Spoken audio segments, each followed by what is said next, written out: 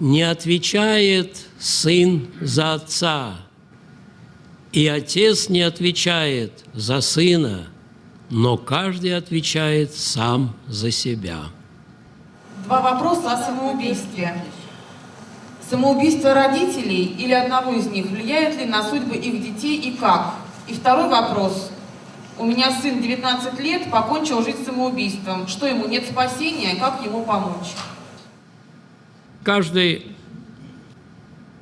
человек отвечает сам за себя.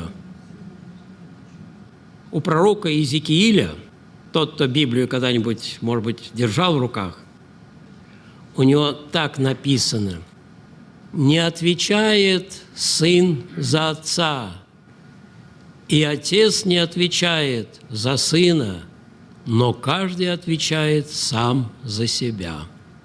Слышите? Речь идет о чем? Речь идет опять-таки о чем? О вечной жизни.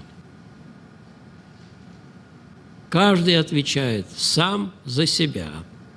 В этой жизни это влияние может быть. Мы сами понимаем, как мы страдаем, как страдает человек, у которого вдруг там родитель кто-то покончил жизнь самоубийством, или, напротив, сын и так далее. Но каждый перед Богом ответит сам за себя. В отношении же тех, кто покончил жизнь самоубийством, не надо думать так мрачно, что он же погибнет навеки. Мы не знаем его состояние. Ни одного человека мы не знаем из того состояния души, в котором он совершил этот акт. Кому в голову когда бы могло прийти, что разбойник, распятый рядом с Христом, будет спасен? Никогда никому. Слышите? Никогда и никому. Я это, видите, с какой настойчивостью повторяю.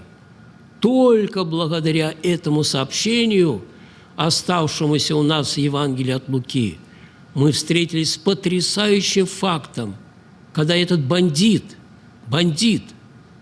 вот кто, у которого руки обогрены кровью, оказался тем, кто услышал голос: «Сегодня со мною будешь в раю».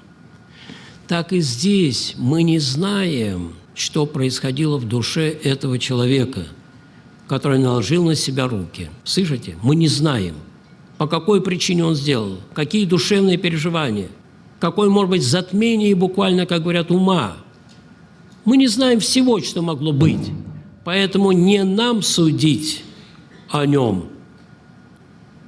По крайней мере, хочу сказать, ни в коем случае нельзя делать вывод о том, что, следовательно, он погиб. Это вот первое и, так сказать, очень важное соображение. Второе соображение заключается вот в чем.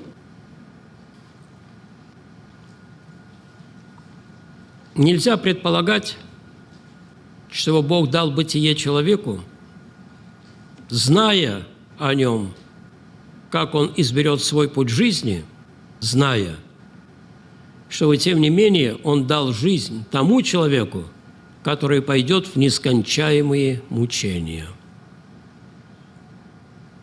Поэтому я думаю, что лучше думать так, как думал целый ряд отцов. Слышите, целый ряд отцов. Ну, я думаю, вам перечислять это не имеет смысла, но целый ряд, ни один, ни два. А они думали так и рассуждали так, что да, в зависимости от степени тяжести греха человек будет страдать после смерти. Будет страдать. Но эти страдания не бесконечны. Не бесконечны. Есть книжка, которую написал профессор Осипов, называется «Посмертная жизнь». Вот там об этом подробно сказано. Если вы интересуетесь, то, пожалуйста, можете почитать.